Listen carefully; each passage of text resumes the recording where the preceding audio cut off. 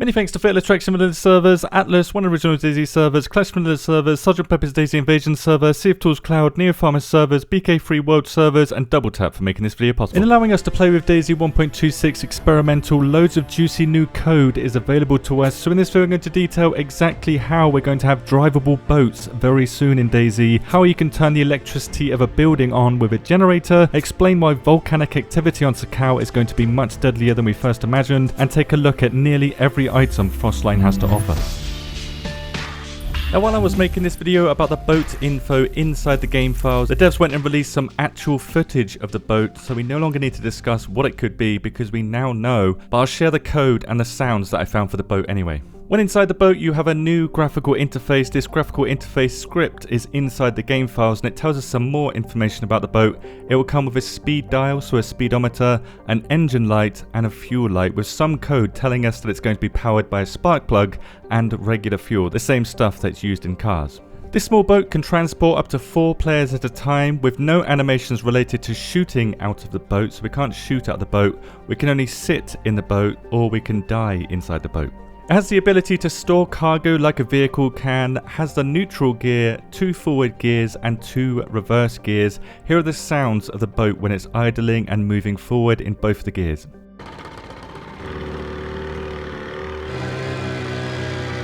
This includes a new sound effect called jumping out of the boat, which probably means that we can jump back into the boat with a new climb animation, or perhaps you can just hold near the boat when you're swimming and it will allow you to climb back into the boat that way like you can get inside a vehicle. Seeing as we don't need to speculate on this and we've seen this trailer from the developers, this boat will certainly be included in Frostline, which probably means you won't see it on Chernobyl or Livonia.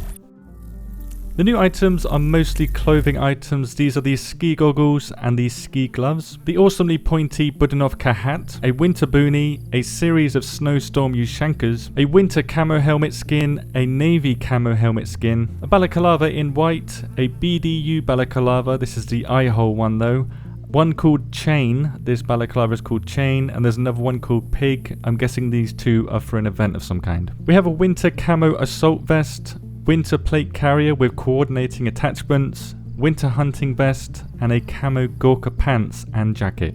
For backpacks we get the tactical, assault and combat bag in winter camo. There's also a set of full white NBC gear, but there are no white gloves included, so your gloves are going to have to be the black ones. On the other hand though, we do get a full set of winter ghillie, so the bush rag, the top, the hood, the full suit and even the weapon wrap in winter ghillie. This is going to be amazing for Sakal. A new type of jacket called the bushlat jacket, which I believe is a police jacket on Sakal, and the return of the very warm down jacket too. The Navy Tilneeshka has returned too, with a Navy uniform jacket and pants and an OMK jacket and pants too. The other items we got are the yellowfoot mushroom, a steelhead trout which you can cut up and eat, red caviar, a walleye pollock which you can cut up and eat, canned crab, and shrimp, which I guess you can eat too. And finally we have a new bottle called the glass bottle, which says vodka on it, but I don't believe you can get drunk. I did try to drink one, but I wasn't getting drunk. A filtering bottle, collating tablets, and the return of the ice axe. It would appear that there's going to be a new bunker on Sakal called the Power Station Bunker. Now, given that Northwest Airfield was a bit of a disappointment when it came to that bunker, and I did overhype people on that, I don't want to get anybody's hopes up on the size of this one, but from the game files, it is looking promising. For example, this is a sound of a door to the bunker, and it doesn't sound like a small one.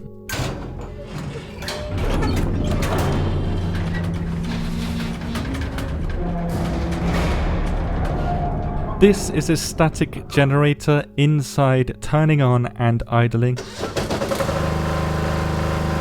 This is the hum of lamps, and this is the hum of a ventilation system too.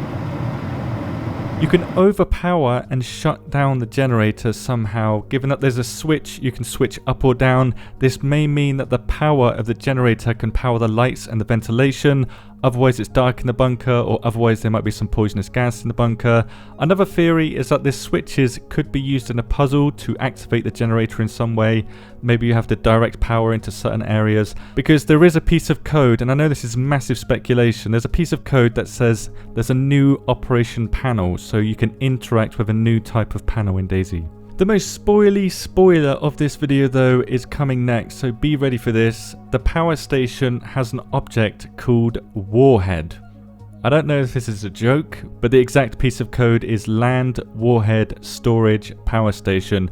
Whether that's the power station with the bunker, I'm not sure, but if there is a bunker, there's probably going to be something down there that's secretive, you know, like the Livonian bunker with the pox vials that we found there. We can't spawn it in the game yet, so we can't see what this warhead is. Given it's a warhead, that's a big spoiler, right?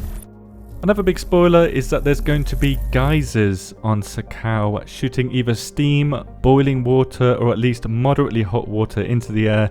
We will get a warning when it's about to erupt, so about 5 seconds before it's going to bubble and then it'll explode. I don't have any video footage, this is only game code getting translated into theories, but there can be multiple eruptions at the same time, so these geysers can also damage you, so being aware of where the eruptions are, if you're inside a geyser field, you're going to take damage from these geysers blasting off, so you could probably die from these geysers too. The hot springs we already know about, there is some game code about that, we've already seen it in the teaser images. The additional info that I can give you right now is at the very least they will stop your temperature from going down, with a chance of it going up depending on your current heat comfort level. There's also going to be something called volcanic smoke. Whether this smoke is going to be in the volcano itself, or it's going to be a variation of the geyser where the smoke comes out of the ground, or a hot spring variation, I'm not sure, but it does provide the same warmth stats that a hot spring does, so the volcanic smoke and the hot springs have the same effect on our character. Perhaps being in the smoke will have a side effect of giving you the heavy metal poisoning disease, so at hot springs maybe this volcanic smoke exists there and not necessarily at the volcano, and when you're at the hot springs you breathe in this volcanic smoke and that gives you the heavy metal poisoning if you spend too much time there. It distorts your vision, it drains your water, it makes your character have the death status effect, a new status effect added this patch, and it also drains your health too, so heavy metal poisoning is going to be extremely deadly to get. There's also some info on how all three of these volcanic activities will damage our players if you're near them. So even if you're near a hot spring, you can take damage. According to the code, you can take damage from being in the water. So if you go too deep into the water, you can take damage from the heat of the water, I'm guessing. I don't have any evidence other than the code. But all of this does indicate that the volcano on Sakal is incredibly active. If this water is hot enough to damage you, that volcano is about ready to pop. But I couldn't find any references to lava or volcanic eruptions, so we probably won't get any magma. A new dynamic event, or what we believe to be a dynamic event, is coming with Sakal called the Frozen Scientist. This we can spawn in the game, so we have evidence of this. You can see it. It appears to be related to the new item, the scientific briefcase. I'm guessing this Frozen Scientist dynamic event is going to be similar to the supply crates that we recently got on Northwest Airfield. It's going to work the same. The scientist will spawn, and then this scientific briefcase will spawn around it, likely spawning alongside this frozen fellow. What will be inside this briefcase is anybody's guess, but the description hints that it may contain confidential documents or fragile items. You can't access the inventory of the briefcase without unlocking it with the newly added briefcase key, and once unlocked you can store the most valuable items you have, and then you can lock it again with the briefcase key, and then nobody can access it unless they have the briefcase key. I'm not sure if lockpicks work or if the handcuff keys work, but it looks like we now have lockable storage, so at the very least we have a lockbox coming this patch, and it's one that you can bury too, with Sakal probably covering our stashes with this new snow texture instead of the dirt one. There's also code relating to dead zone management in the options for console players, allowing console players to set custom dead zones for the left and a custom dead zone for the right thumbsticks. There's also code for dead bodies freezing, with players appearing to freeze 30 minutes after death and likely not being lootable after that time. So on Sakal, if you kill somebody, you got 30 minutes to loot them before they freeze and you can't access the loot anymore. Sakal has two unique soundtracks, one at the volcano and one at what's called the anti-air base. I'm not sure what that is, but it could be the Navy base that they were talking about. Either way, there's only 2 unique soundtracks on Sakal. It looks like the rest of the soundtracks will be played on all of the maps. You can dig in ice, there's a sound effect for it, but I believe that it's just for burying stashes because it's linked to hidden stashes. So this could be that we can't dig ice fishing holes, it's just going to be that you can dig a stash on ice. There's going to be seagulls on Sakal, but I believe it's only an ambient sound, as you can hear here. So we probably won't be able to interact with them in any way because there's no models or other scripts related to seagulls in the game. We can interact with a new reindeer though, dropping similar items to a deer. There's going to be code relating to stepping in snow. Our footsteps might stay in the snow and leave tracks, much like tyre tracks of vehicles do on Sakal, so people might be able to track us with our footsteps. There appears to be no rain on Sakal, only snow, and the combination of snow and wind combined together makes you extremely cold, with something called thunder snow happening when the wind and the snow get really intense, which I believe is going to be a blizzard.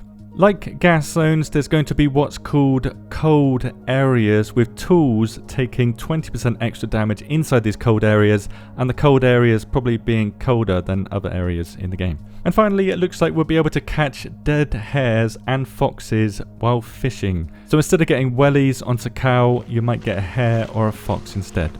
I'm not sure how true the last one is, I'm not sure a fox would ever be caught on my fishing line, but the rest of this info is available to every single person out there if you want to look through them yourself. Remember that this video has a lot of speculation based on lines of code that have been poorly interpreted by myself that is likely going to change before Frostline is released. This is experimental. How much of this is going to be in Frostline or in future patches, we don't know. All we know is that there's loads of new code in the game files, and I'll just share that with you guys. Let me know your opinion on the secrets of Sakal below. Thank you very much for watching, and have a good day.